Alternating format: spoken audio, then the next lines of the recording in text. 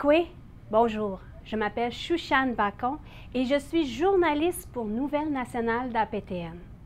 Pour commencer l'année, je suis vraiment fière de vous présenter cette capsule qui porte sur la jupe à ruban ou la jupe dite traditionnelle. Premièrement, le 4 janvier dernier était la toute première journée nationale de la jupe à ruban, au cours de laquelle les femmes et les personnes de diverses identités de genre sont invitées à porter leur jupe à ruban avec fierté. Il y a plusieurs raisons pour porter sa jupe, soit fierté pour soi-même, fierté pour sa culture, ou pour rappeler aux femmes, aux filles et aux personnes de diverses identités de genre autochtones qu'elles ont le droit d'être. L'origine de cette journée nationale de la jupe à ruban vient d'une jeune fille qui a à peu près votre âge, provenant de la Première Nation de Cody en Saskatchewan, Isabella Kulak. En décembre 2021, Isabella Kulak avait 10 ans et elle a mis sa jupe à ruban lors d'une journée spéciale à son école.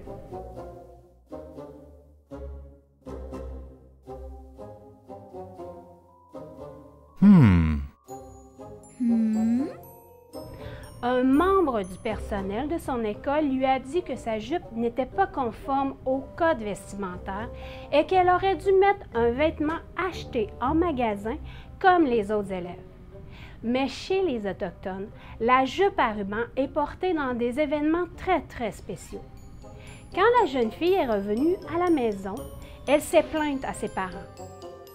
Puis son expérience a été racontée sur les médias sociaux. Ainsi, un mouvement de solidarité s'est amorcé et lorsqu'elle est revenue à l'école après les vacances des fêtes, une marche s'est organisée pour elle. En 2022, un projet de loi a passé au gouvernement du Canada pour souligner cette journée nationale de la jupe à ruban. Ce qu'il faut savoir de la jupe à ruban ou la jupe traditionnelle, dans les communautés, les cérémonies sont toujours présentes tout au long de l'année. Des cérémonies destinées généralement pour la guérison de soi, comme les tentes de sudation, les danses du soleil, les powwows, etc.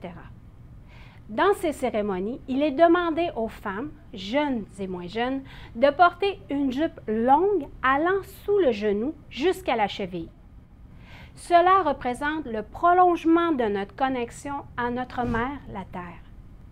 Si on prolonge la réflexion, la jupe a la forme d'un cône qui centre l'énergie de la Terre vers le corps de la femme. Des aînés disent que la femme, dès sa naissance, a cette connexion sans fin avec la Terre-Mère, car la femme donne la vie.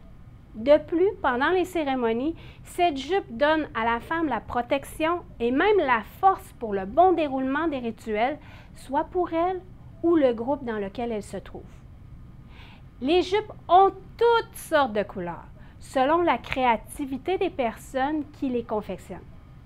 Certaines aiment fabriquer ces œuvres d'art pour d'autres femmes, alors que d'autres aiment mieux en confectionner pour elles-mêmes.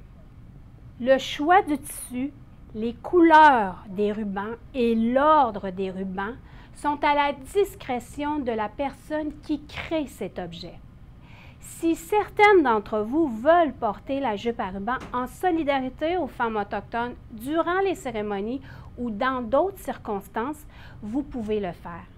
Il est important de ne pas oublier le caractère sacré de la jupe, ce qu'elle représente et le protocole qui lui est associé. Tchinishkamitan.